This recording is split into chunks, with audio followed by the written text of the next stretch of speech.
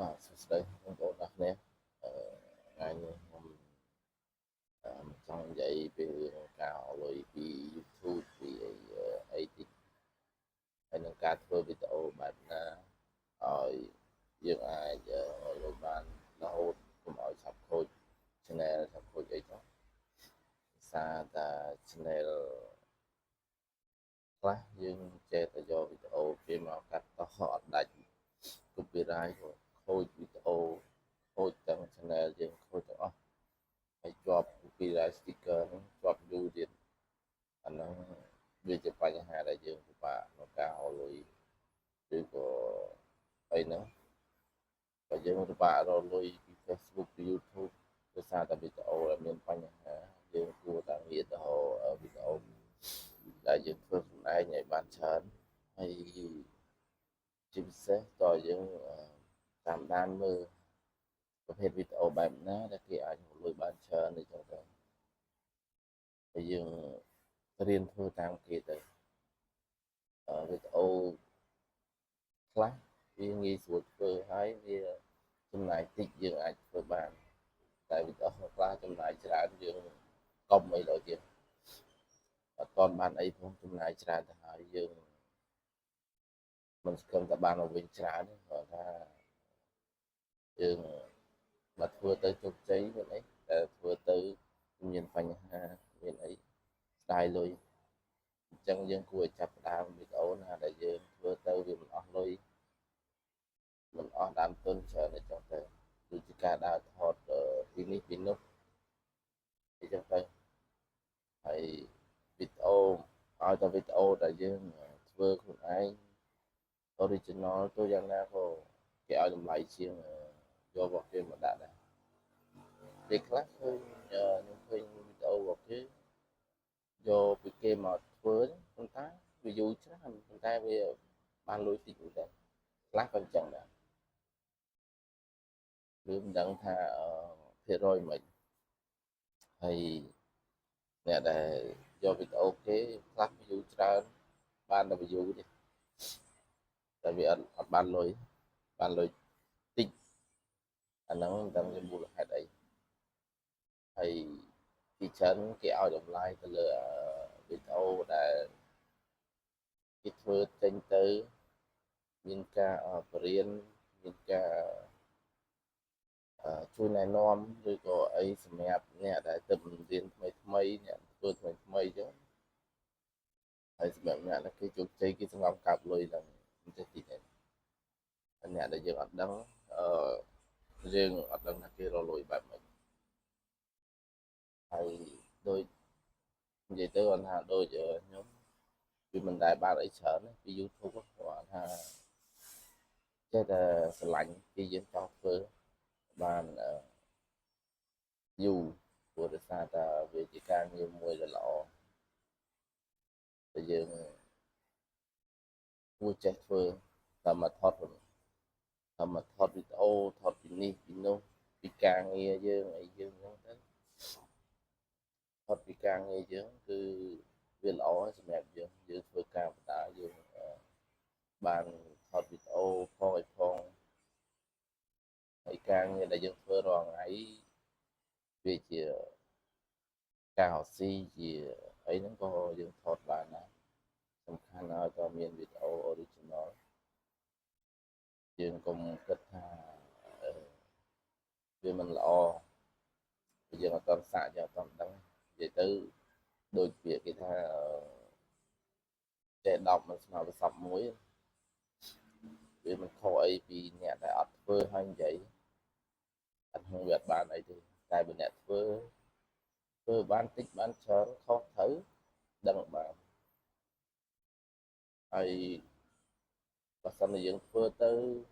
តន់ជោគជ័យយើងបោះបង់ចោលហ្នឹងវាស្មើនឹងបរាជ័យដូចពាក្យគេនិយាយហ្នឹងវាអត់ខុសទេលុះត្រាតែយើងស្រឡាញ់យើងនៅតែបន្តធ្វើវាបានតិចច្រើនល្អអាក្រក់អីយើងធ្វើទៅអ្វីដែលសំខាន់យើងជាខ្លួនឯងយើងកុំតែលើគេអ្នកនិយាយអត់កើតជាពិសេសការធ្វើវីដេអូគួរតែរស់មើលបន្ថិន បានច្រើនជាមុនសិនសូមធ្វើវីដេអូហ្នឹងល្អយើងមើលឃើញស្រាប់ហើយ content វីដេអូបរទេសមួយចំនួនគឺឃើញជោគជ័យច្រើនតែគេធ្វើបានល្អគេធ្វើស្អាតយើងក៏ចូលចិត្តមើលដែរពេលអញ្ចឹងខ្ញុំថាឡើយអ្នកដទៃសម្រាប់ខ្លួនឯងក៏ចូលចិត្តមើលបានន័យថាវីដេអូគេល្អដូចជាវីដេអូខ្លះវីដេអូអ្នកធ្វើចំការអ្នកធ្វើអីហ្នឹងក៏បានដែរការផ្សំការបង្កាត់ពូជដើមឈើអីដុះអីហ្នឹងពីក៏យើងបបៅអីយើងអាចធ្វើទៅវីដេអូប្រភេទហ្នឹងឃើញគេមើលច្រើនតែឃើញគេមើលច្រើនតែវីដេអូបែបអញ្ចឹងបើសិនជាយើងចេះជំនាញហ្នឹងល្អមែនតើដូចជំនាញអីដែលយើងចេះយើងធ្វើឲ្យជំនាញហ្នឹងទៅហើយថតពីជំនាញហ្នឹងទៅវាជាការងារប្រចាំថ្ងៃរបស់យើងហើយយើងក៏បានវីដេអូសល់វីដេអូដែរយើងធ្វើអញ្ចឹងទៅបានចេះណែនាំទៅអ្នកថ្មីថ្មីតែចង់ធ្វើ YouTube អីត្រូវអត់ធ្មត់តិចហើយជាយើងធ្វើវីដេអូណាបានល្អពីការងារពីអីហ្នឹងថតទៅមកจะបានល្អ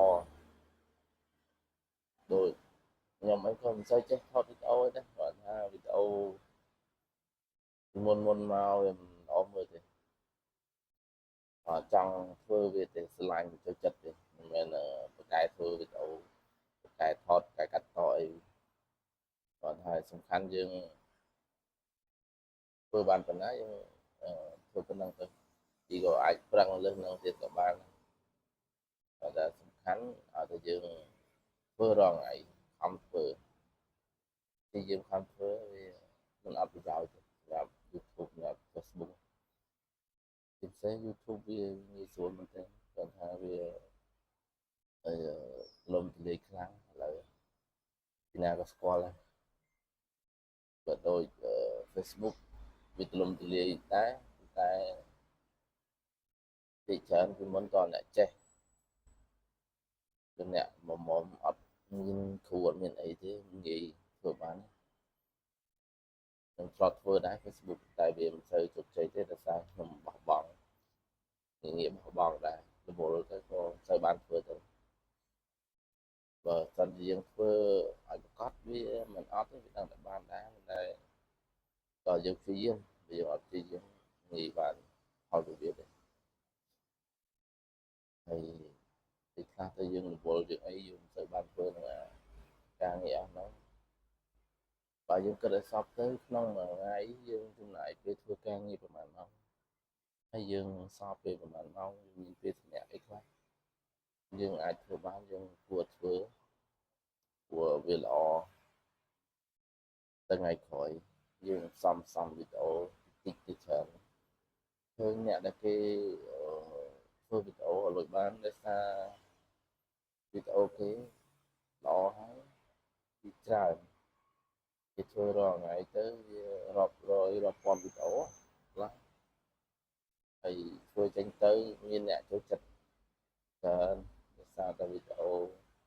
តាមប្រភេទចំណូលចិត្តមនុស្សយើងដែលចង់មើលខ្លះគេធ្វើវីដេអូអីដែលតាក់ទាញឬក៏តែខ្លះគាត់ធ្វើវីដេអូធម្មតាទេប៉ុន្តែគាត់ដាក់រូប thumbnail បែបតាក់ទាញខ្លាំងទៅគាត់គេចូលចិត្តមើលច្រើនហ្នឹងចឹងអាហ្នឹងក៏ឆាប់ម៉ោងយូរអីគ្រប់ដែរហ្នឹងលឿនហ្នឹងវីដេអូវាមានអញ្ចឹងសំខាន់យើងធ្វើហើយយើងដាក់ thumbnail ឲ្យស្អាតអាហ្នឹងវាចាំមានគេចូលចិត្តមើលច្រើនតែបើ thumbnail យើងអត់សូវល្អក៏អត់សូវមានអ្នកចាប់អារម្មណ៍ចូលចិត្តមើលអញ្ចឹងដែរអាហ្នឹងបើតាមខ្ញុំធ្លាប់ចៅជាវមកខ្លះថារៀនមកខ្លះហ្នឹងមើលគេមើលឯងតាម Facebook តាមអីដែរមិនមែនខ្ញុំជោគជ័យទៅលើការដាក់ thumbnail ហ្នឹងច្រើនទេដោយសារតែបើតាមខ្ញុំធ្លាប់ធ្វើបានលុយពី YouTube ដោយសារតែវីដេអូមក មកពីប្រទេសចិនទេពីច្រើនខ្ញុំធ្វើទៅវាបានលុយតែមិនយូរវែងវាឆាប់ខូចយកគ្នាខូចអស់ប្រហែលឆ្នាំដោយសារតែយើងអត់ចេះច្បាស់លាស់វាបានមែនតែបានរយៈពេលខ្លីហ្នឹងហើយវីដេអូហ្នឹងមានប៉ុណ្្នឹងអរគុណច្រើន